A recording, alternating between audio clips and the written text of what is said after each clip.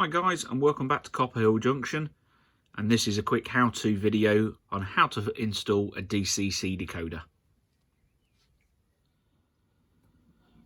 Okay, so what we've got is a Bachmann Class 66, and this is 022, which originally came as a DCC sound fitted loco. Now this was a second-hand purchase that I made a couple of years ago, and if I remember rightly, it was actually the first Bachmann Class 66 that I purchased.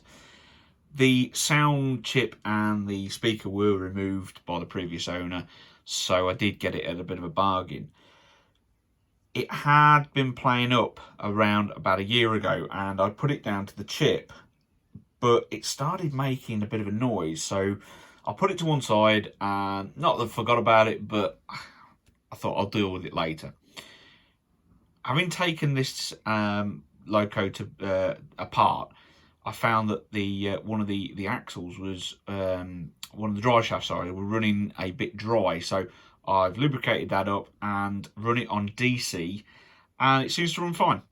So what I thought I'd do is pick up another DCC decoder, because I have used the one that was in this, and thought I'd give it make a little video of how to fit a DCC decoder. So as you can see, I've purchased a 21-pin DCC decoder from Hatton's, and just to show you on the back, that is the decoder that I purchased. I ordered this on Saturday evening, and it arrived today, which is Wednesday. So really quick. Postage for this at the moment is terrible, but this came to me really quick, so I was really happy with that. Now this is a really easy job on this Class 66. I've done it numerous times on this one and the other two that I have. So all the only tools that you really need are a Phillips head screwdriver, quite a small one, and also I always have a flat head screwdriver as well, just so that I can probably use it to just pry the edges of the chip up. Makes it a little bit easier, but we'll go through that as well. Now, other things that you can use as well is a foam cradle to hold the loco in. I don't actually have one of those at the moment. It is something that I do want to get, but at the moment I don't have one. So I'll show you in a moment what I use. So as you can see, I've now got the loco upside down, and what I actually use to hold that is the insert from the box itself. This is, in my opinion, good enough to do the job. The foam cradles are better, but as I said, I don't have one of them at the moment. So this will do it. Just hold it and keep it tight. So nice and easy job on these. So if I just move this a little bit closer, you do have 4 screws on these to hold the bodies in. They are located just behind this bogie here, behind this bogie set of wheels. There is 1 screw here and 1 screw here, and then the same the other end. So there's 1 screw here and 1 screw here. Now all you do is you just pull the wheel set to one side, and then you can get the screwdriver down the back and just open that up. And all you're doing is just undoing the screws themselves so that they're all loose. Do the same on this one here. There we go. It's a little bit difficult trying to work around the camera as well, but there we go. So there's that one there, that one there. I'll do the other 2 and then I'll come straight back to you. Okay, so that's all 4 screws now loosened. They are still in the chassis at the moment themselves. That's not going to be too much of a problem, but I will say don't lose them, because you will obviously need those to put everything back together again. But it's nice and simple. Just lift the loco itself up, and trying to keep this all into shot. Just tease the shell off itself. Now inside you do have 2 wires. You've got one here and one here. Now if I place that down just on its side for the moment, won't do it any harm on there, and just pull the little connectors together. Now these are the connectors for the lights for the cabs, so nice and simple. One thing that you do have to remember, and I always try and do on these, is just keep the same end to the same end, so that you know exactly which way around it went. simple on this one. I've got it detailed one end, and it's got a little bit more weathering one end than it has the other.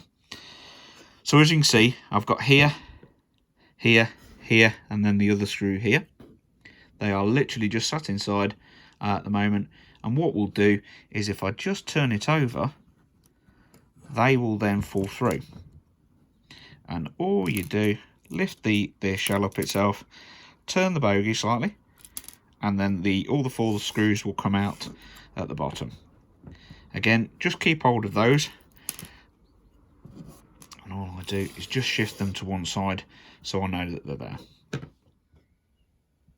So with the body off, you can see the PCB board and the blanking chip, which is located just here.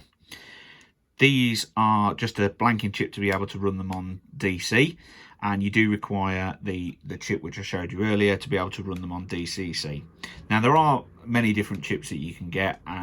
There are good reviews and bad reviews on most of them. And as stated before, this was originally a sound model, but I've just gone for a standard chip today just to be able to run it. So what you do is you just remove this blanking plate here, and I have loosened it off just so it's easier on the camera to be able to do it. But one thing to note on these is that there are more pins one side than there are the other. And on the Hatton's chip that I've got open just here, if I pull it up to the camera, you can see that again there are more pins one side than there are the other. Now one thing to note on this as well is that when removing the blanking chip or replacing it with a proper chip, is that you don't bend any of the pins that hold that. You do need them nice and straight, otherwise you're going to have problems, 1 fitting and 2 with the running. So once you've figured out which is pin 1 and which way around they go, and like I say, this one's nice and easy, all you do is locate them and then push that down. Again, you have to be quite firm, but making sure that you don't cause any damage. And all I do is with a flat-headed screwdriver, just take the edges and just push it down a touch to make sure that it is correctly seated. Okay, so the next thing to do is take the loco chassis to the track prior to putting the body back on, just to make sure that everything's working before we do refit the body itself. So the first thing I do is just double check the lights, and that then tells me that the chip is functioning properly. The chip itself is address 3, so we'll change that in. I'll do a short video on that, changing the address itself. But the next thing to do is, as I say, just double check the lights work. So there they are, on and off, and then just check that the loco itself moves. So there we go, going forward and in reverse. There we go. So we've got movement out of it. So now that we know everything's working as it should, what we'll do is we'll go back to the bench and refit the body. So we're back on the workbench, and the easiest way to explain this is to refit the body in exactly the reverse motion that it took to take the body off.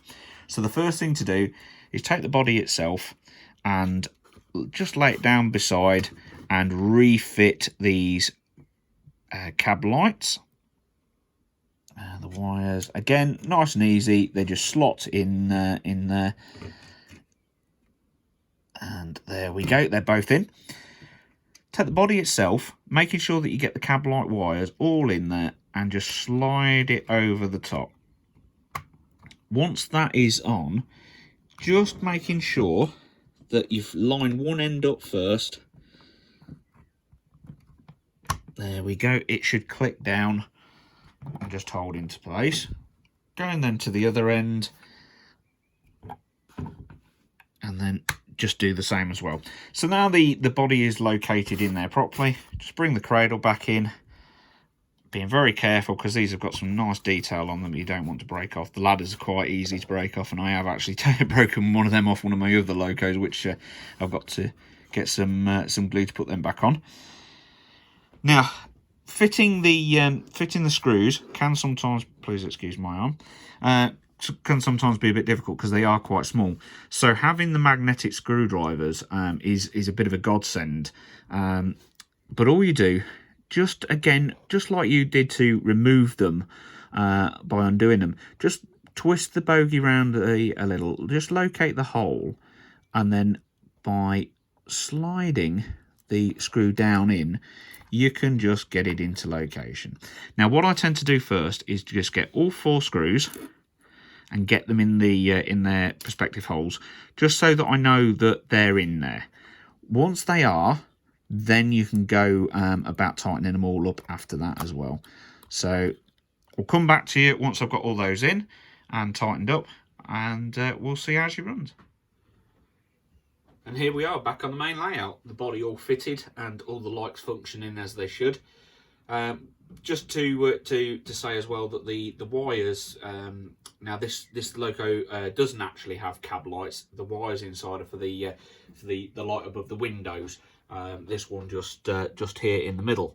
So what those wires do is make them work, but you have to make sure that you get them the right way around. If you put them red to black, they won't work. So you do just need to make sure that that's right.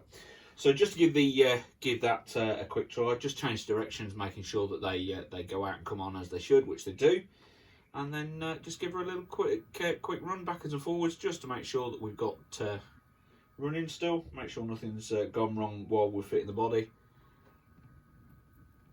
and there we have it.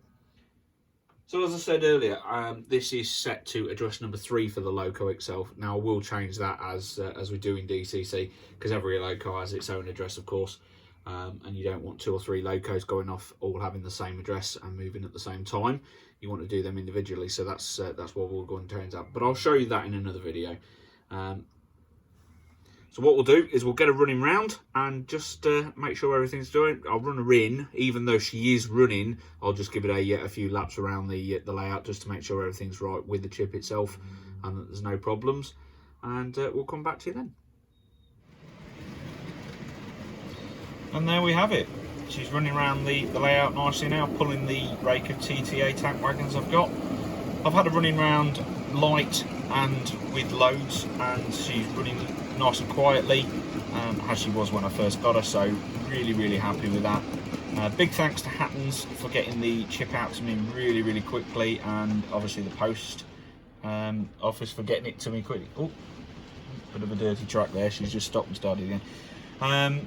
So yeah, big thanks to those guys, and big thanks to everybody for watching. If you've got any questions, please ask, and if you like what you see, please like and subscribe for more content. Thanks so much. See you again. Bye.